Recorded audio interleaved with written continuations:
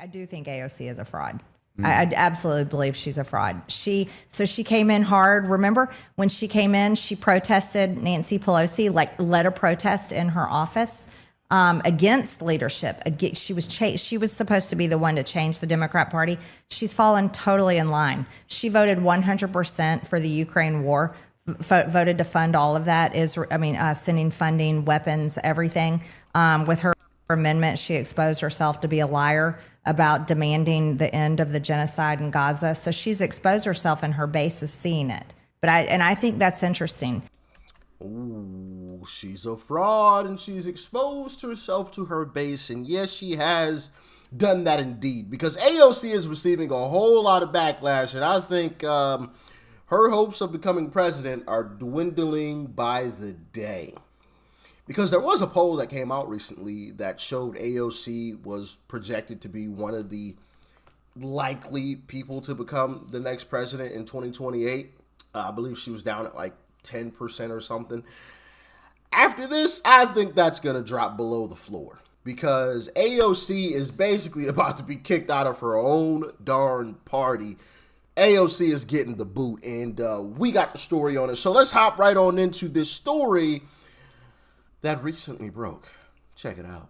An investigation is underway after someone vandalized Congresswoman Alexandria Ocasio-Cortez's campaign office in the Bronx. Yeah, someone dumped red paint on the roll-down gate with a sign that says AOC funds genocide in Gaza. Eyewitness News anchor Joe Torres is live in Westchester Square with more on that investigation. Joe. Lauren, there is considerable and widespread agreement here in Westchester Square that no matter what political position you might have, your stance, what side of the aisle, if you're looking to make a statement, this is not the way to do it, through vandalism and the defacing of public property. According to police, it was about 12:40 this morning when this vandalism happened, and at that hour there was no one inside the campaign offices of Alexandria Ocasio-Cortez, located here at the corner of Herschel Street and Westchester Avenue. And as you mentioned, it wasn't just the red paint that you see on the exterior and the window. Vandals also put up a sign that read AOC funds genocide in Gaza. Earlier this morning, we had a chance to talk to her campaign manager here at the location. He told us because of this and some threats made yesterday at an event in Plattsburgh, New York, as well as more threats today, the Congresswoman pulled out of her scheduled news conference and her appearance this morning in Jackson Heights. Now the focus centers on tracking down the vandals. We see a lot of this stuff. We're going to review our cameras and that of the building too. We've been in touch with the landlord and folks, and same thing. We have a lot of folks who have been reaching out, volunteers who want to come help and clean up, so they'll be doing that. I just got here, so I don't know if there's anything additional beyond this. But all right. Number one priority is making sure people are okay. And as you can see, the NYPD on the scene here in Westchester Square, and part of their investigation will certainly focus on what, if any, images were captured by the cameras that are located on the exterior of the building here. And then the campaign manager also told us they have their own camera system on the inside. They'll be scouring through those recordings to see what, if anything, was captured by those cameras. No vandalism reported inside the office. As for the Congresswoman herself, her campaign manager told us we could expect an official statement from her later today. So, let me tell you guys something. The reason why I started the video off with Marjorie Taylor Greene was that there was a reason why I started the video off with that clip, okay? It's because Marjorie Taylor Greene actually did something. Now, granted, it's not like the greatest political move ever or anything like that, but it was a smart political move.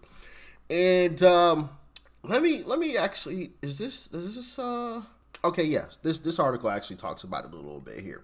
What Marjorie Taylor Greene basically did was she forced AOC's hand. She forced AOC to basically make a statement, and with her vote, I should say. So let's read a little bit of this here. Outspoken New York progressive Alexandria Ocasio-Cortez seems to have gotten a taste of her own medicine. A disturbing video made its rounds on X Monday morning of the Congresswoman's Bronx campaign headquarters being vandalized in red paint with a note attached to the front gate reading AOC funds genocide in Gaza. The glass directly covering The glass directly covering photograph of Congresswoman's face was entirely obscured by red paint as well. The viral video footage of the incident also shows NYPD's evidence collection team arriving to remove the sign and investigate the scene. The unhinged action came days after AOC voted against an amendment proposed by MAGA Republican. I don't know why they just MAGA Republican, as if like that's like some, ooh, she's a MAGA Republican, you know? Goodness gracious. So a Republican Congresswoman, Marjorie Taylor Greene, to cut funding to Israel's Golden Dome air defense system by $500 million. The amendment to the annual military spending package, known as the National Defense Appropriations Acts, or NDAA, was backed by only 6 members of the House of Representatives. Only GOP firebrand Thomas Massey and AOC's leftist squad, Sisters of Ilhan Omar and Rashida Tlaib, supported Marjorie Taylor Greene's flamboyant amendment.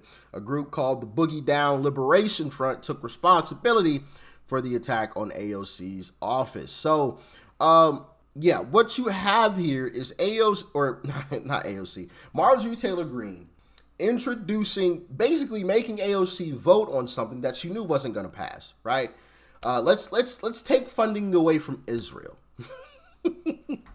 So AOC's put in a situation where either she's forced to side with Marjorie Taylor Greene, who, right, MAGA, right, the Nazis or whatever else, she's forced to side with MAGA, or completely or side with getting rid of Israel's funding.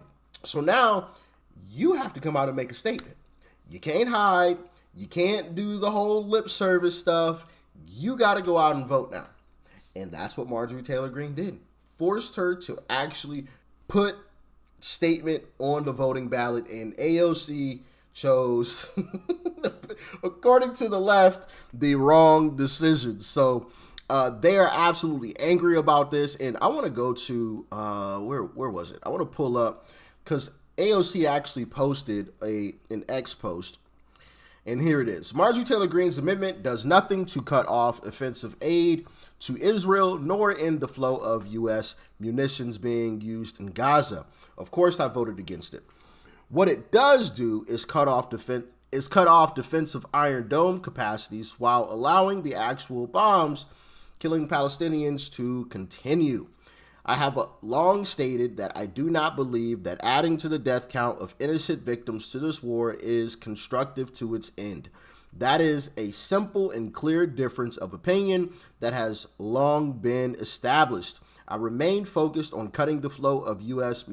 munitions that are being used to perpetuate the genocide in Gaza. Now, the most important part of all of this is not what she had to say. It's what her supporters had to say. And y'all know, baby, you got to read the comments. Matter of fact, I forgot what situation was it where I believe there was like a 2-week period, you know, last year where I always went to the comment section of videos and Democrats were absolutely getting cooked. I can't remember the reasons why, though. You know, I don't remember exactly why. But anyway, so let's read these comments, bro. AOC doesn't even get AIPAC money. She does Zionism for the love of the game. I see an AIPAC check coming your way. This is pathetic. Being a Zionist politician for free is insane. You don't want to fund Israel's offensive weapons, but you support funding their defensive weapons so they have more to spend on offensive weapons. Got it. You are controlled opposition. Haha, someone is running for president. Congrats on choosing to put your career first. We already know you're on the wrong side of history. You don't have to constantly announce it. We know. We see you. You're such a effing coward. Oh, man. Like, they are going after her, man. God forbid we don't pay for their Iron Dome. You remain focused on your own career at the expense of the people being bombed in Gaza. You are lying. Proper mask off moment for you. Oh no, let's see. You are a fraud and you're getting fat. F off. Goodness gracious. You are a Nazi. Bro, they are cooking her, bro. I'll remember this when you run for president with the middle finger. Your credibility has been destroyed.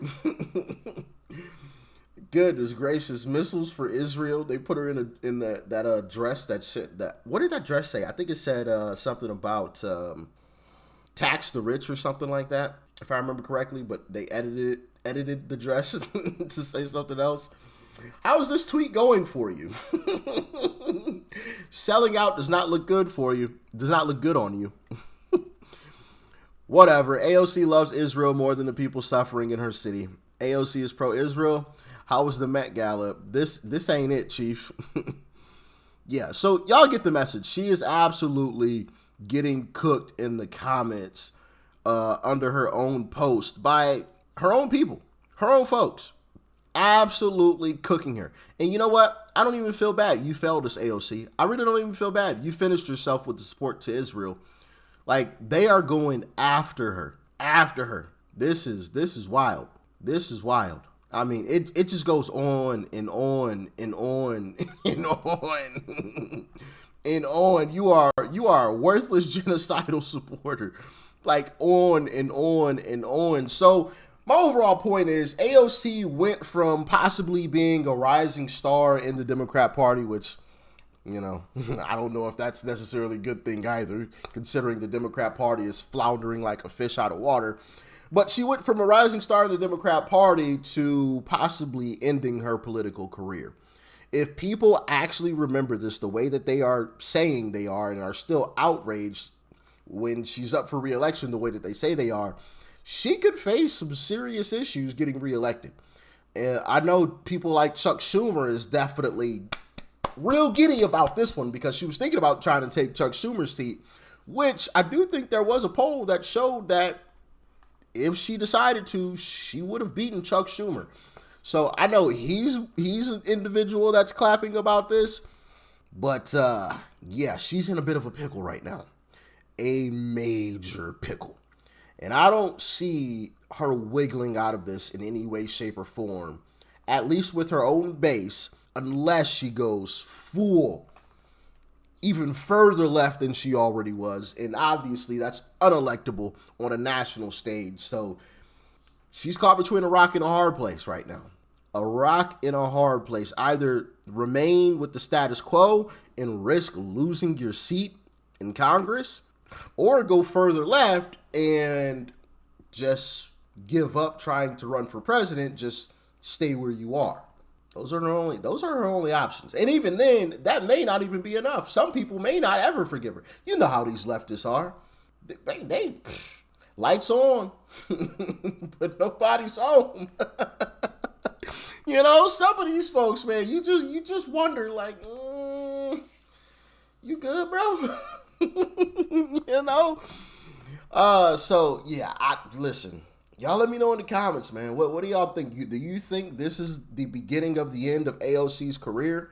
Or do you think this is where she's going to have to completely pivot and just go super far left and give up any aspirations of becoming president? I think that's the only way that she wiggles out of this in any way, shape, or form and still be in politics. Because we're not voting for her at all. So she's not pulling Republicans by saying any of this stuff or voting any of this stuff.